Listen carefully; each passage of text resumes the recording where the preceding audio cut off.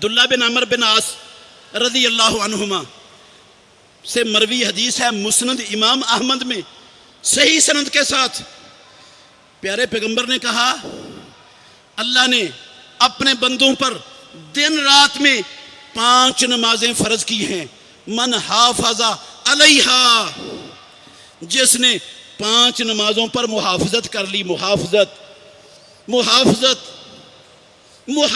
کر لی 5 نمازوں پر، ساری زندگی پڑھی، جس نے محافظت کر لی یہی 5 نمازیں قیامت کے دن کانت لہو نورن و برہانن و نجاتن یوم القیامہ، اس کے لیے رب کی عدالت میں دلیل بن جائیں گی، اس کی نجات کا ذریعہ بن جائیں گی، قیامت کے اندھیروں میں اس کے لیے نور روشنی بن جائیں گی۔ وَمَن لَّمْ يُحَافِظْ عَلَيْهَا، اور میرے بھائیو اللہ کے لیے غور کرنا، میرے لفظوں پر نہیں، اللہ کی قسم میرے لفظ نہیں ہے، اللہ کے لیے غور کرنا، امام الانبیاء محمد الرسول اللہ کی زبان سے نکلے ہوئے سچے اور سچے لفظوں پر اگر یقین ہے نبی کی صداقت پر، تو پھر ٹھنڈے دل سے ضرور اس پر غور کرنا، ان لفظوں پر۔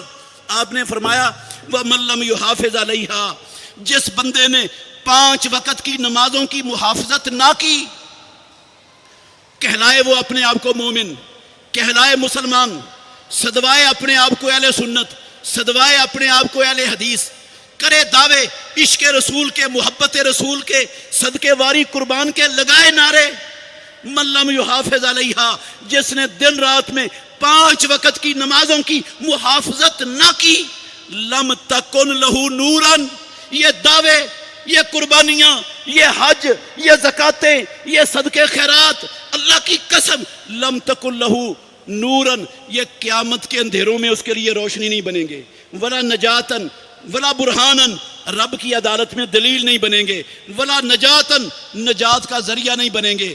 اگلے الفاظ کیا ہیں؟ وَكَانَ مَعَ فِرْعَوْنَ وَقَارُونَ وَحَامَانَ وَأُبَيِّ ابْنِ خَلْفٍ، ناطق وحی، سرور کونین، تاجدار مدینہ، الصادق المصدوق، فرماتے ہیں ایسا بندہ نمازوں کی 5 وقت کی نمازوں کی محافظت نہ کرنے والا قیامت والے دن فرعون، قارون، حامان، ابی بن خلف کی صف میں کھڑا ہوگا۔ یہ رب کے، اللہ کی زمین پر بڑے بڑے دشمن، یہ کہاں کھڑے ہوں گے؟ جنت میں، جنت الفردوس میں ٹھکانا ہوگا ان کے پاس، فرعون کے پاس کہاں ہوں گے؟ قارون جنت میں ہوگا، ساری زندگی محمد الرسول اللہ کو دکھ دینے والا، آپ کو تکلیفیں پہنچانے والا یہ ابی بن خلف جنت کے بالا خانوں میں ہوگا۔ امام الانبیاء نے کہا نمازوں کی محافظت نہ کرنے والے قیامت کے دن ان لوگوں کے ساتھ ہوں گے۔ فرعون یہ تھا بادشاہ مصر کا، صدر، وزیر اعظم، اس کا مطلب ہے جو صدر ہو کر، وزیر اعظم ہو کر، آرمی چیف ہو کر، جو اقتدار کا مالک ہو کر نماز نہیں پڑھتا، اس کا حشر کل قیامت والے دن اللہ کی قسم، اللہ کے نبی کا سچا فرمان ہے، فرعون کے ساتھ ہوگا۔ اور حامان تھا اس فرعون کا وزیر، اور جو وزیر ہو کر وزارت کے کاموں میں مصروف ہونے کی وجہ سے نمازیں چھوڑتا تھا، ان وزیروں کا حشر اللہ کی قسم قیامت والے دن حامان کے ساتھ ہوگا۔ اور یہ قارون تھا سیٹھ، مالدار، دولت مند، خزانوں والا، جس کو اپنے دولت، اپنے خزانوں کے اوپر ناز تھا، وہ اپنے دولت اور خزانوں کو لپیٹتے سمیٹتے کی وجہ سے نماز چھوڑتا تھا، اس کا حشر قارون کے ساتھ ہوگا۔ اور یہ ابی بن خلف یہ تھا تاجر مکے کا، چودھری بھی تھا، جو چودراہٹ کی وجہ سے، اپنی تجارت کی وجہ سے نمازوں سے غافل تھا، نمازیں چھوڑتا تھا، ضائع کرتا تھا، اس کا حشر کل قیامت والے دن ابی بن خلف کے ساتھ ہوگا۔ اور قسم اللہ کی، اللہ کے گھر میں کھڑا ہوں، یہ سارے رب کے بڑے بڑے دشمن جہنم میں ہوں گے، یہ رب کے بڑے بڑے دشمن جہنم میں ہوں گے۔ قرآن میں لکھا ہے، اللہ کے نبی کا فرمان ہے، میں اپنی بات نہیں کہہ رہا، میں نے پہلے کہا میں جہنم کا دروغہ نہیں ہوں، میں کسی کو جہنم میں داخل نہیں کر سکتا، میں تو آپ کو اللہ اور اس کے رسول کا فرمان سنا رہا ہوں، میری بات ہو تو نہ ماننا، اس پر غور نہ کرنا ٹھنڈے دل سے۔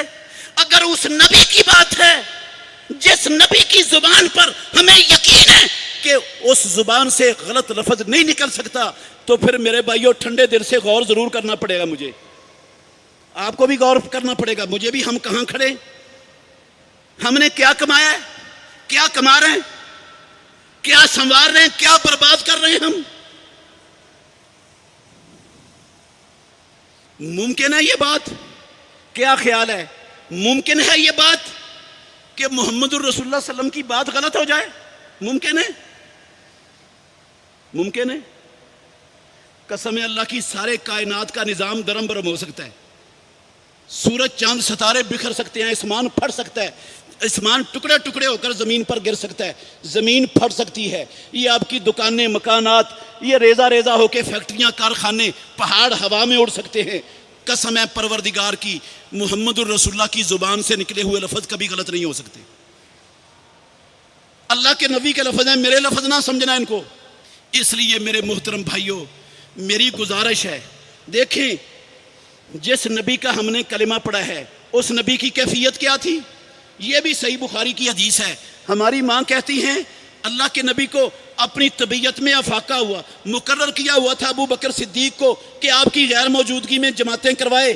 ابو بکر صدیق کروا رہے تھے جماعتیں، سکت نہیں تھی مسجد تک پہنچنے کی۔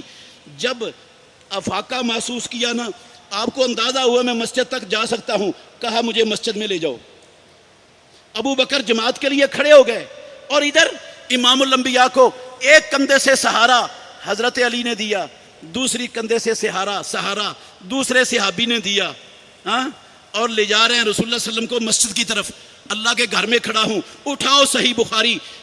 ہماری ماں کہتی ہیں پیارے پیغمبر کے پاؤں زمین پر گھسٹتے جا رہے تھے، اور زمین پر لینیں بن رہی تھی پاؤں کے گھسیٹنے کی وجہ سے۔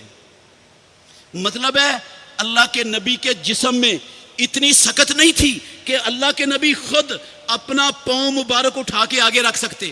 قسم اللہ کی، اتنی طاقت نہیں ہے، وہ زمین پر گھسٹتے جا رہے ہیں، دو بندوں کے سہاروں سے۔ فکر ہے مسجد کی، باجماعت نماز پڑھنے کے لیے جا رہے ہیں۔